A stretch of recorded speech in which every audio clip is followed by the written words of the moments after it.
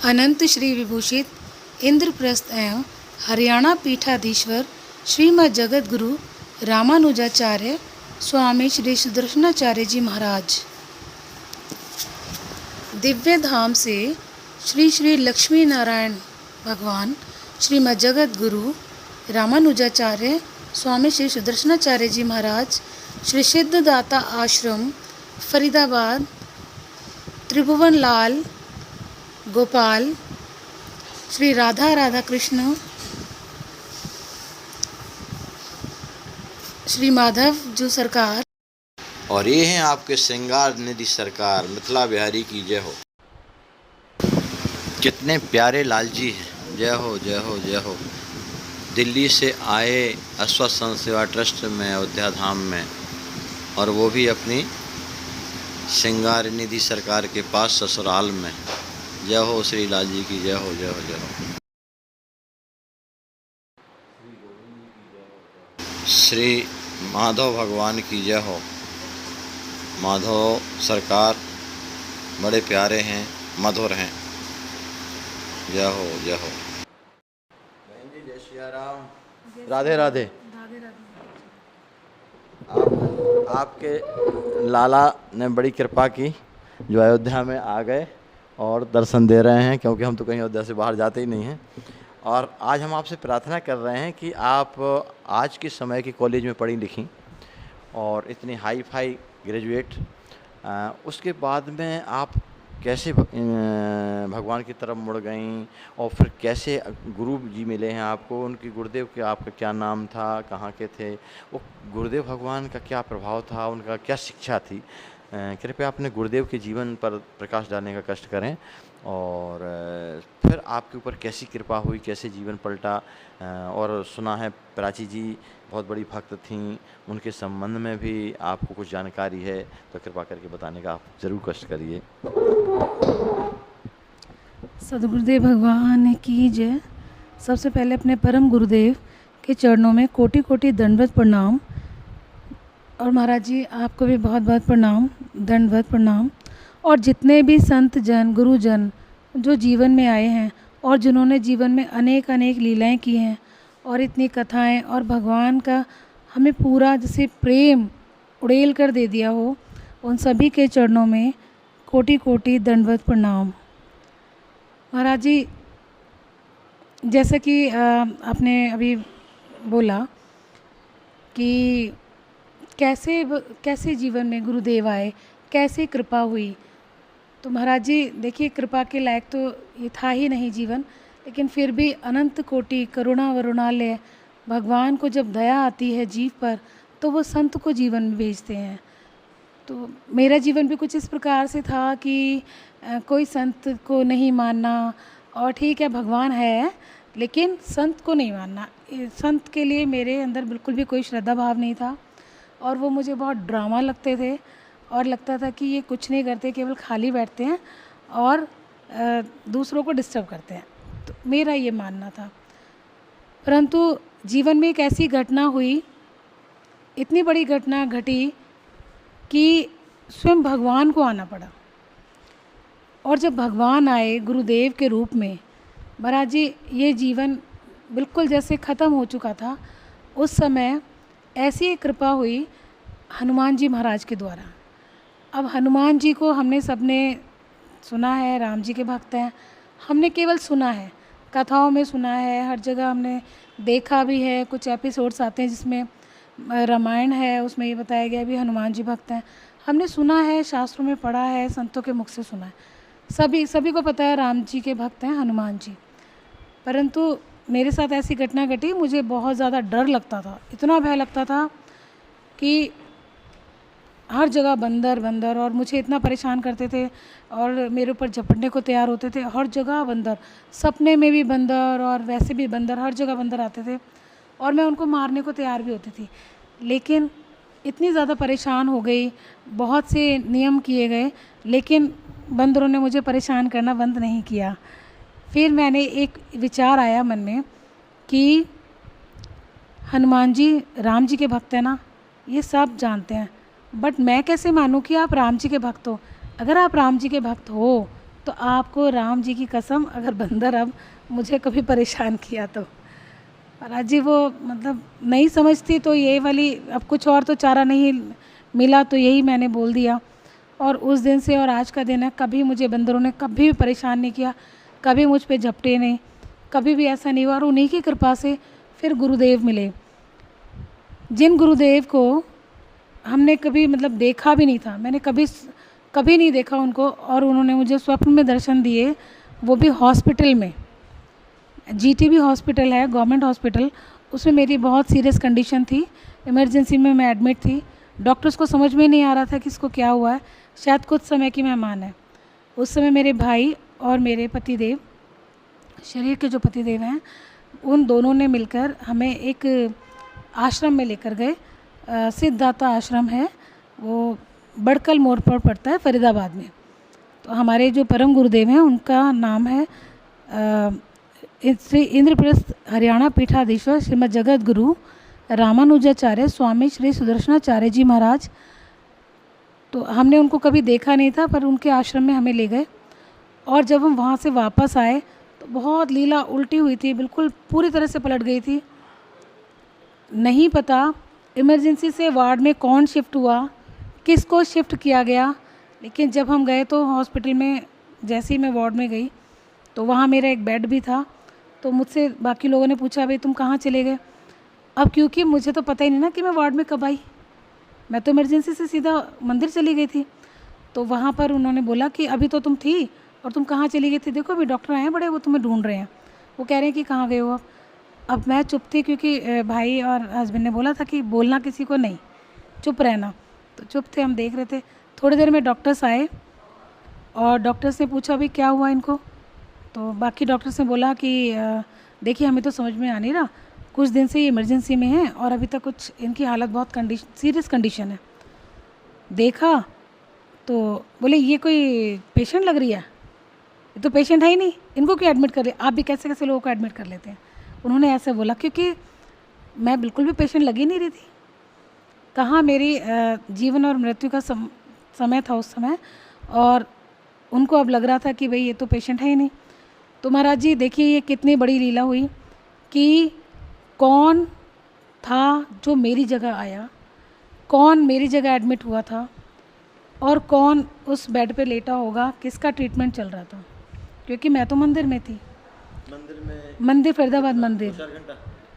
महाराज जी पूरा दिन, सुबह 4 बजे मेरे भाई और हस्बैंड मुझे लेकर निकाल कर ले गए।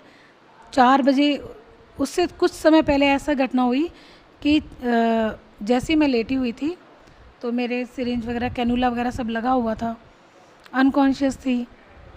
तो उसमें हुआ कि एक संत आए, स्वप्न में संत आए। एक संत, वो हमारे गुरुजी महाराज ही हैं।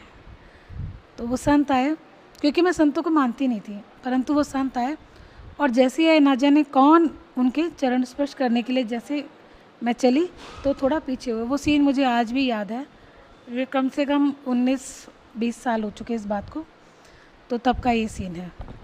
अभी 2022 चल रहा है, 19 साल 20 साल हो गए हैं।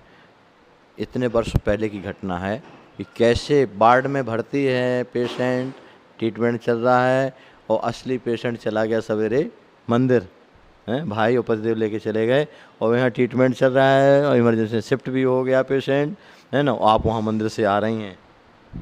और उसके बाद कुछ समझ में नहीं आ रहा, क्योंकि मैं तो एकदम ठीक हूँ ना, मुझे क्या पता कि क्या हो रहा है क्या नहीं हो रहा। लेकिन फिर मुझे डिस्चार्ज कर दिया गया, उसके बाद हम आ गए। महाराज जी, गुरु महाराज की अनेक लीला, हमने उनके दर्शन भी नहीं किए थे, और उसके बावजूद भी इतनी ज़बरदस्त उनकी लीलाएं चली हैं कि हमारे घर में जैसे पूरा, जैसे कहते हैं ना, बिल्डिंग, कोई बिल्डिंग खड़ी थी, खंडर टाइप की बिल्डिंग खड़ी थी, उसको पूरा गिराया और फिर से एक नई बिल्डिंग तैयार की गई। हमारे खाने पीने, एजुकेशन का, हर चीज़ की व्यवस्था किस प्रकार से गुरुदेव ने की है, ये हम वर्णित नहीं कर सकते। क्योंकि गुरु जी की तो लीलाओं का वर्णन ऐसे करना हो गया जैसे सूर्य को दिया दिखाने के बराबर है। हम कैसे गुरु जी का वर्णन कर सकते हैं, उनकी इतनी महिमा। भगवान की लीलाओं का तो गान कर सकते हैं, लेकिन गुरुदेव की कहाँ, कितनी अनंत कोटि महिमा है उनकी। उसके बाद उन्होंने किस प्रकार से भगवान में श्रद्धा, मतलब भगवान की तरफ जैसे उन्होंने मिला ही दिया। और उसके बाद अनेक अनेक संतों से मिलना, सत्संग सुनना। सत्संग तो मुझे एकदम ऐसा लगता था टाइम पास चल रहा है, लेकिन जब सत्संग सुनने लगे, सत्संग में रुचि हुई, ऐसी ऐसी लीलाएं आई हैं, ऐसे ऐसे रहस्यों का पर्दाफाश हुआ है कि हम कभी भी नहीं समझ सकते थे कि ऐसा कुछ होगा। और हमारे गुरुजी की तो, परम गुरुदेव की किन किन लीलाओं को वर्णन करें, ये नहीं समझ में आता। फिर भी कुछ ऐसी घटनाएं हैं जो मेरे साथ घटी हैं, वो तो अनेक हर पल इतनी घटनाएं घटी, हर पल इतनी घटनाएं घटी हैं कि हम बता नहीं सकते। डॉक्टर्स ने, एक और मैं अपना ही बताती हूँ, डॉक्टर्स ने मुझे बताया कि मुझे भयंकर पीड़ा होती थी सर में, इतनी पीड़ा होती थी कि कोई उस पीड़ा को हर नहीं पाता था। डॉक्टर्स की मीटिंग चल रही है, मेरा एमआरआई हो गया, सब हो गया, उसमें ब्रेन ट्यूमर आया था। महाराज जी, ब्रेन ट्यूमर आना, रिपोर्ट में ब्रेन ट्यूमर है, कैसे रिपोर्ट किसने बदली, डॉक्टर्स की मीटिंग चल रही है, इसको शिफ्ट करो। और मैं थोड़ा सा हल्के सब कॉन्शियस माइंड से हूँ और मैं सुन रही हूँ, क्योंकि मेरी चेतना ठीक से नहीं काम कर रही है, लेकिन फिर भी मैं सुन रही हूँ कि ये मीटिंग चल रही है और ये बोल रहे हैं कि ब्रेन ट्यूमर है, इसको शिफ्ट किया जाए। महाराज जी, मैंने गुरुदेव से प्रार्थना की। हम अपने गुरुजी महाराज को बाबा कहते हैं। बाबा, आपको ट्यूमर करना है ना, मेरा प्रारब्ध है, मेरा कष्ट कटना है, कोई पाप कर्म है जिसके कारण मुझे ये ब्रेन ट्यूमर हुआ है। गुरुजी महाराज, मेरा ब्रेन ट्यूमर, आप ट्यूमर कर दीजिए, ऑपरेशन ही तो कराना है ना, ऑपरेशन होगा, कष्ट होगा। महाराज जी, वो ट्यूमर कर दीजिए मुझे, मगर मुझे ब्रेन ट्यूमर मत कीजिए। अब रिपोर्ट कैसे बदलनी है, आप बदलिए। महाराज जी, कुछ ही घंटों में रिपोर्ट बदल गई। जो मीटिंग चल रही थी उसमें फिर ये हुआ कि ट्यूमर है, और उनको कुछ समझ में नहीं आया कि क्या हो रहा है क्या नहीं हो रहा है, ये क्या चल रहा है। सारी लीला ऐसे हो रही थी कि कुछ अलग ही चल रहा है। उसके पश्चात कुछ समय बाद फिर हमें बुलाया गया। मैं हॉस्पिटल में एडमिट ही थी और उन्होंने बताया कि ट्यूमर है, ऑपरेशन होगा। महाराज जी, मुझे बहुत खुशी हुई, ठीक है ऑपरेशन करा लेंगे, ट्यूमर है, कोई नहीं। तो जो ब्रेन ट्यूमर में जो ट्रीटमेंट चलता है वो सारा ट्रीटमेंट मेरा चला। बहुत मेरा सिर के अंदर बहुत सारी पट्टियाँ ऐसे घुसा दी जाती थी, फिर उनको निकाला जाता था। वो बहुत ही दर्दनाक होता था, परंतु गुरुजी महाराज ने वो सारे दर्द को हरा है, सारी पीड़ा हर ली, उस पीड़ा को। और इसके अलावा मैं चल फिर नहीं पाती थी, मेरे पैर बिल्कुल काम नहीं करते थे, मैं कभी सोच भी नहीं सकती थी कि मैं चल भी पाऊँगी।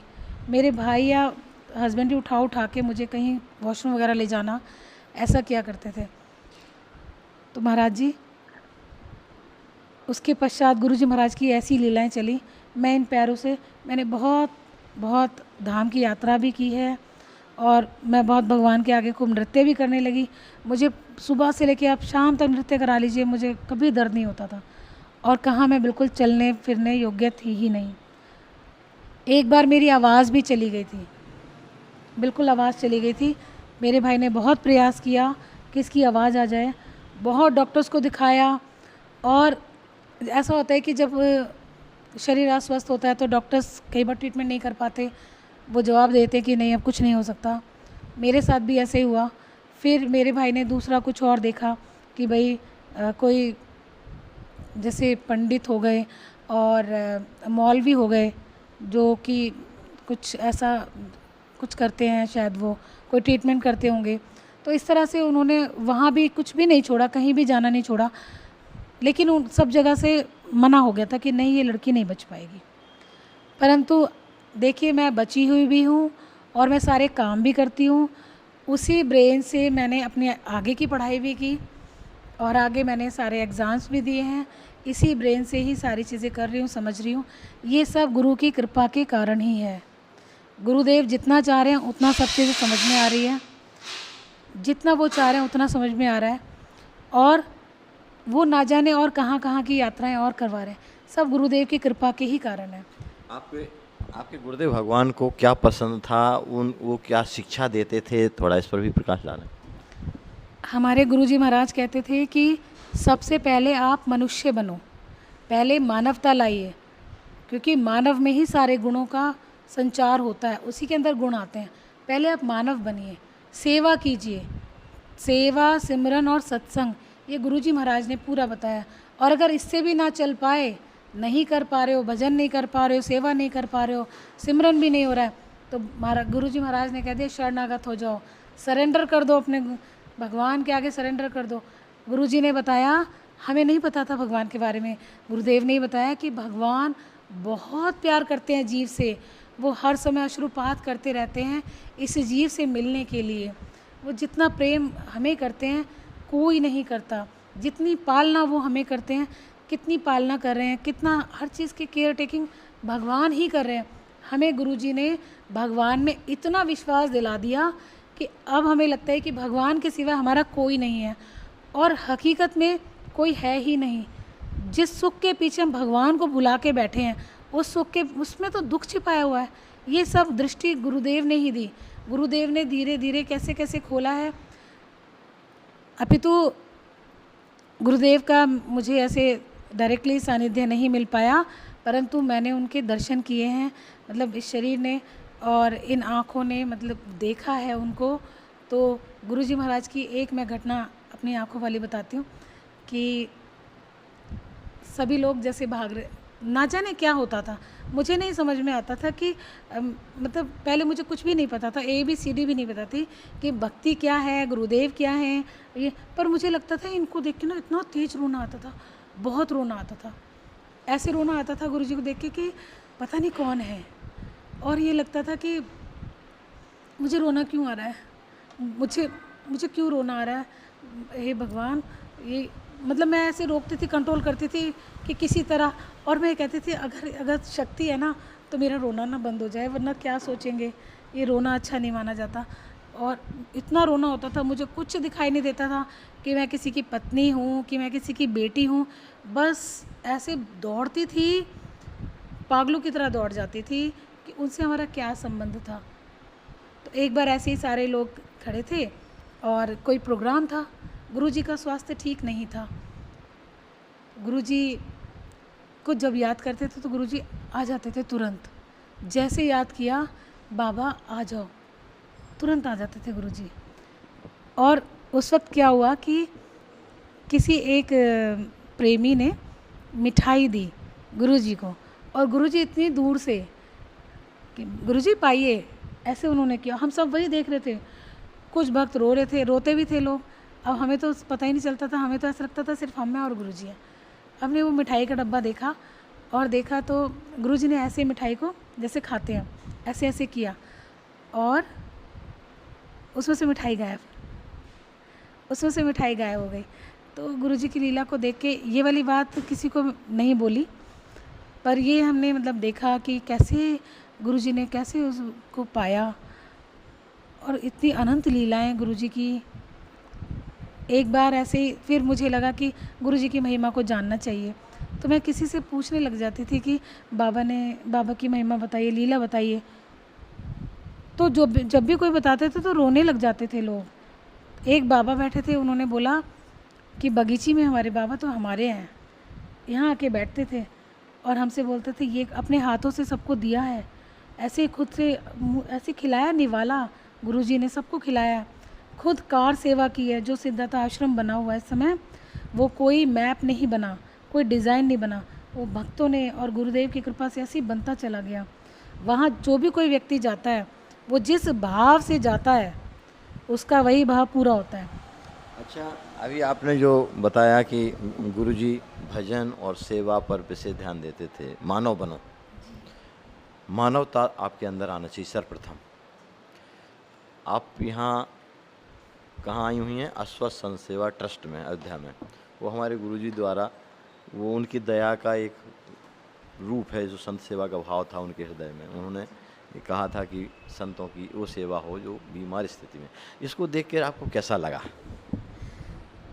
आपको मैं अपने हृदय की बात बताऊं तो वैसे मैंने कल बताई नहीं थी, लेकिन मुझे क्योंकि जैसा गुरुदेव ने आज्ञा की हुई है, क्योंकि गुरुजी का सत्संग और गुरुजी के जो भी वचन है वो आज्ञा ही है।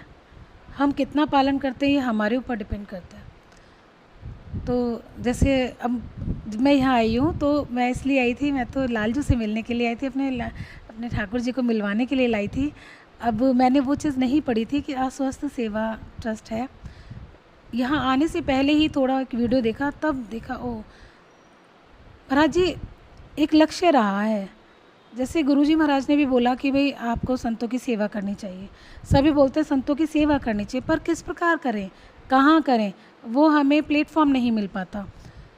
तो महाराज जी मुझे यहाँ पर ये लगा है कि जैसे ना गुरुजी ने भेजा है और गुरुजी ने ही ये स्थान दिया है कि आप जाइए और जाके जो भी निमित्त जैसा भी बनता है वैसी आप सेवा कीजिए।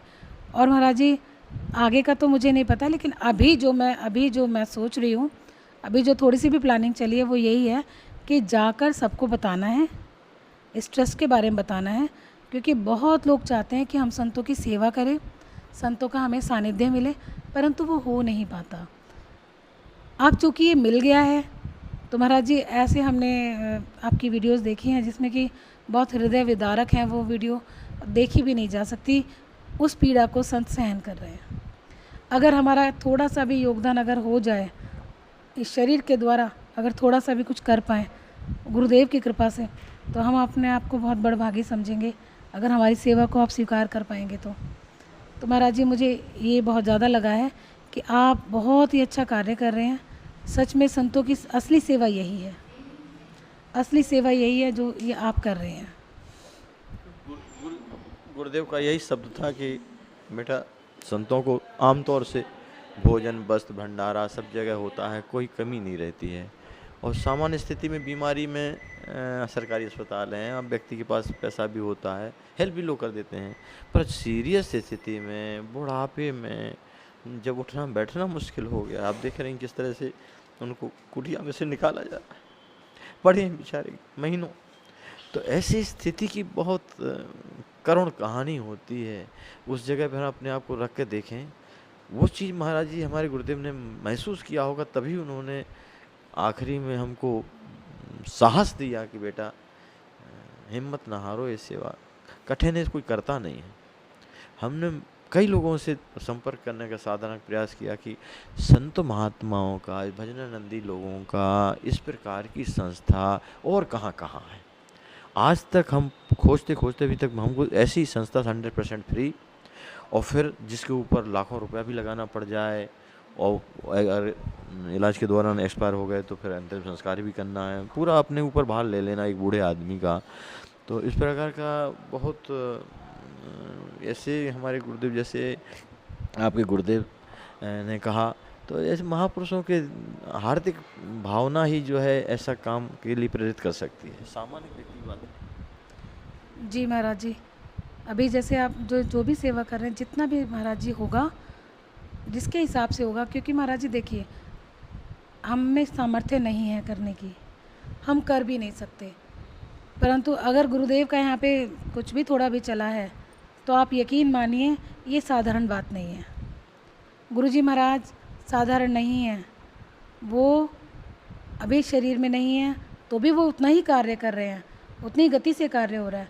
और महाराज जी हमने तो खुद देखा है, जब वो बहुत जो लोग रोड पे जाते थे उनके घर में मर्सिडीज़ उन्होंने खड़ी करवा दी, खड़ी। ये तो महाराज जी लौकिक है, केवल लौकिक। गुरुजी महाराज ने बोला था कि लिया दिया सब संग चलेगा, धर्म कर्म का नाता है, साईं नाम की चिंता कर, देने वाला दाता है। तो महाराज जी ये धन माया तो देने वाले वो खुद हैं, वो खुद लक्ष्मीपति हैं, है ना। तो उनसे सारी सृष्टि चल रही है, कोई क्या ये सब नहीं कर सकते? परंतु वो निमित्त बनाते हैं कि हम लोगों को मनुष्य जीवन दिया है, इस जीवन से कुछ थोड़ा सा सहयोग कहीं चला जाए, वो हम पर कृपा करते हैं। हमें इस तरह की संस्था से मिलवाना और इस प्रकार के कामों से अवगत करवाना, ये सब वो हम पर कृपा करते हैं। अच्छा, हम तो पर बताओ कृपा। आपके लाल जी कैसे जो है वो आप पर कंफर्म नहीं हो रहा था, टिकट कैंसिल होने की स्थिति में था यहाँ आज की तारीख में आना, और फिर चटपट जो है उन्होंने कंफर्म करा के कैसे ले आए? महाराज जी ये बस लीला ऐसी ही करते हैं, ये कहीं ले जाना हो तो तुरंत चटपट ही करते हैं। ये नहीं भी जाने का होता महाराज जी, घूमने का शौक़ बिल्कुल भी नहीं है, परंतु जब ये लेकर जाते हैं कुछ तो शरीर अस्वस्थ रहता है, और जब इनकी लीला चलती है तो बस यही जाने उनकी लीला। ना जाने क्या हुआ, हमने आपकी अचानक से वीडियो देखी। उसके बाद देखा, पहले ही थोड़ी सी प्लानिंग चल गई थी कि माता जी से मिलना है, उनके लालजू से मिलना है। तो मैंने इनको बोला तुमको मिलना है, देखो कितने मैंने उनको ये बोला था कि देखो सबके लालजू कितने स्मार्ट हैं, तुम कब स्मार्ट बनोगे, तुम्हें कुछ क्यों नहीं आता, तुम्हें कहाँ ले जाऊँ, कहाँ कहाँ से सीखोगे तुम, चलो तो ठीक है। तो वो एकदम से वो आया, हमने देखा यूट्यूब पर, तो उसके बाद हमें लगा कि भाई चलो अब ये जगह है, ठीक है गोपाल के लिए यहाँ सीख पाएंगे। अब लेकिन यहाँ की लीला बस इन्होंने ठाना हुआ था। हमने अपने हस्बैंड को बोला कि भाई आप टिकट करा दीजिए। वैसे वो एंटी रहते हैं, अगर हमें कहीं जाना हो तो वो अगेंस्ट हो जाते हैं, नहीं क्यों जाना है, क्यों जाना है, ज़रूरी जाना, घर में बैठ के भजन कर लो, घर में भगवान नहीं है क्या, इस तरह करके बोलते हैं। लेकिन उन्होंने बोला अच्छा ठीक है अयोध्या जाना है, कोई क्वेश्चन नहीं किया कहाँ जाना है, उन्हें ये भी पता है कि कभी गई नहीं है। तो अच्छा ठीक है अयोध्या का टिकट देख लेते हैं। तो मैंने बोले एक दीदी है वो जाएंगी, तो बोले दीदी ने मना कर दिया, नहीं मैं नहीं जा रही। तो मैंने बोला आप मेरा कर दीजिए। तो बोले अच्छा अकेली जाएगी, तो ठीक है 2 कर दीजिए, बच्चे को भी ले जाऊँगी साथ में। तो 2 टिकट उन्होंने फटाफट से टिकट कर दी। अच्छा उन्होंने उस वक्त हमें बताया नहीं कि टिकट हुई नहीं कन्फर्म, हमने तब थोड़ी सी तैयारी की, तो बोले टिकट तो कन्फर्म नहीं है, अब तुम ऐसा करो रहने दो मत जाओ। तो टिकट कन्फर्म नहीं है, तो फिर अब क्या करें, तो टिकट हो गई, अब तो जाना तो था, महाराज जी से बात हो गई है। तो बोले अच्छा चलो तो फिर ऐसा करते हैं, देख लेते हैं। जिस दिन का टिकट था हमारा, उस दिन का उन्होंने बोला कि टिकट तो 4 बजे तक भी नहीं हुई है, कंफर्म नहीं हुई टिकट, वेटिंग है। 8 वेटिंग, मतलब 14 वेटिंग से 14-15 वेटिंग थी, उसके बाद 8 वेटिंग थी, तो टिकट कंफर्म नहीं है। तो बोले टिकट तो कंफर्म हुई नहीं तो तुम नहीं जा पाओगे क्योंकि दूर का सफ़र है। तो मैंने बोला ठीक है। अब मैं अंदर गई इनके पास, इनके रूम में, उनको मैंने बोला कि देखो अगर जाना है, मैं समझ जाऊंगी, अगर आपको जाना है तो टिकट कंफर्म हो जाएगी। अब वो कैसे होगी हमें नहीं पता क्योंकि कंफर्मेशन तो आया नहीं बिल्कुल भी। तो और अगर नहीं जाना होगा तो जैसी भी इच्छा, जो इच्छा, हम नहीं जाएंगे। तो फिर उसके आधे घंटे बाद आए, बोले टिकट हो गई तुम्हारी, जाओ जाओ। बोले टिकट हो गई, चलिए ठीक है। फिर फटाफट से पैकिंग वैकिंग की और फिर हम आ गए, और हमें कोई भी असुविधा नहीं हुई, हम बहुत आराम से आए हैं, हमें बिल्कुल भी नहीं पता चला कि कैसे सफ़र कटा क्या, बहुत आराम से हम लोग आए हैं। और यहाँ आके हमने जो देखा है, संतों की सेवा महाराज जी करते हैं, इसके प्रति तो मेरे को बहुत ही अंदर से क्या बोलूँ, शब्द भी नहीं मिल रहे, हृदय विदारक हम देख रहे हैं। और संतों की अनंत कोटि सेवा महाराज जी कर रहे हैं, उसमें अगर हम थोड़ा भी सहयोग कर पाएँ तो महाराज जी हम तो अपने धन्य भाग मानेंगे। गुरु जी की कृपा से ही ये हो रहा है, और गुरुदेव अपने आप कराएंगे जैसे भी उन्होंने कराना है। अब तक की वो लीलाएं कर रहे हैं, करवा रहे हैं, तो वही करवाएंगे। और ये खुद आ गए हैं तो इनका आना तो कोई आसान बात नहीं है। ये बहुत हमारे शर्मीले बहुत हैं, ये बहुत शर्मीले हैं, बहुत शर्माते हैं। और वो भी कोई कितना भी बिना शर्मीला हो, ससुराल में जाता है तो ज़रूर शर्माता है, बहुत ज़्यादा शर्माता है। और यहाँ जानते हैं आप, यहाँ नहीं महाराज जी मिथिला में आए ज़्यादा हैं। देखिए देख रहे हैं, ये हमेशा अभी जो भी कोई अगर ये चैनल देखेंगे तो वो समझ जाएंगे कि इनके ठाकुर जी, उनको ऐसे ऊपर करके उठा के देखना पड़ता था। ये कहीं पर हर जगह इनकी नीचे नज़रें, हमेशा नीचे, इतने झुक जाते हैं, सबके ठाकुर जी बैठे हैं, इन्हीं को पता नहीं क्या हो जाता था। तो सोचते थे इनको कैसे सिखाएं। तो इनको सिखाने के लिए अब इनकी यात्राएं शुरू हुई हैं, अब देखेंगे क्या करते हैं, जैसी इनकी इच्छा। आपने कह दिया था ना कि राम जी जैसे सीधे बन जाओ। ये गड़बड़ कर दी मैंने, ये राम जी जैसे सीधे हो गए। ऐसा नहीं, अब उनसे कहिए कि सरकार अब हमारी वो बात अपने रूप में आ जाइए। हम अपनी बात वापस लेते हैं और अपना चंचलता हमको दिखाइए, फिर देखिए आना। देखे ना छोटे कितनी शैतानी करते हैं महाराज जी। ऐसे ये क्या करते हैं कि मैं वर्किंग हूँ तो मुझे समय नहीं मिल पाता कई बार, तो मैं पहले से बोल देती हूँ क्योंकि ये अपने में ना डुबो देते हैं पूरी तरह से। जब इनकी सेवा चलती है ना तो फिर समय का ध्यान नहीं रहता, तो मैं इनको पहले बोलती हूँ मुझे स्कूल जाना है, और ये बार बार मुझे रिमाइंड करना पड़ता है मुझे जाना है, मुझे इतने बजे निकलना है, इससे पहले तैयार हो जाना, इससे पहले तैयार हो जाना। और जिस दिन छुट्टी होती है 4 बजे से लेकर और दोपहर के 11 बजे तक ये तैयार नहीं हुए, उसके बाद फिर थोड़ा सा मेरे को कर दिखानी पड़ी। मैंने बोला तुम इतना समय लगा दोगे कैसे चलेगा। तो उससे पहले हम कुछ खाते पीते भी नहीं हैं, ठाकुर जी की सेवा चलती है, उसके बाद इनका भोग बनता है, प्रसाद लगता है। तो ये ऐसे ऐसे लीला करते हैं ये। और अगर ये कृष्ण कन्हैया रूप का वो लीला करने लगे महाराज जी तो बैठने नहीं देंगे हमको। तभी तो आनंद आएगा। अब कोई गोदी का बच्चा जो है सीधा साधा बना, साधु बना बैठा है राम जी जैसा, तो मजा थोड़ी आता है, थोड़ा कंचर खेल। महाराज जी सीधे तो हैं लेकिन इतने सीधे नहीं हैं, बहुत इंटेलिजेंट भी हैं और होशियार भी हैं। ऐसे नहीं है सीधे, इसलिए थोड़ी अभी शर्मी करते हैं ना, कहीं नई जगह जाते हैं तो थोड़ा करेंगे अभी, फिर ठीक हो जाएंगे। अच्छा, बताते बताते इतना और बताते जाइए कि जो है आप भौतिक दृष्टि से कॉलेज में कौन कौन सी डिग्रियां प्राप्त की? महाराज जी जो है लौकिक में तो मैंने देखिए किया तो काफ़ी कुछ है, आधा कुछ तो मैं भूल ही गई हूँ, बट अभी रिसेंटली जो किया हुआ है, जैसे मैंने ग्रेजुएशन तो रेगुलर ही किया था, फिर उसके बाद मैंने एमए भी किया था, एमए इन इंग्लिश किया था, और मैंने कुछ प्रोफेशनल डिग्री भी की थी। उसके अलावा मैंने स्पेशल फील्ड में बीएड किया है, और मैं as a special education teacher हूँ अभी गवर्नमेंट स्कूल में। और उस टीचर के साथ साथ आध्यात्मिक भी टीचर बन गई हैं अब आप। और आज आपकी वाणी सुन करके कितने जो जिज्ञासु हैं, जो भूखे बैठे हैं, इनके लिए तड़प रहे हैं, वो चाहते हैं कि हमको कुछ खुराक मिले। सत्संग ये खुराक होती है। और एक मंच की, एक मनोरंजन की कथा, वो सत्संग अलग है। और ये जो साधना में जीवन जिनका है, उनकी जब वाणी सुनने को मिलती है, वो असली खुराक होती है भक्तों की, वो भगवान की तरफ खींचता है। आपको कष्ट दिया, आप क्षमा करिएगा। जय जय सियाजू की, जय जय राधे राधे, जय गोपाल जी की। दिखाओ भैया।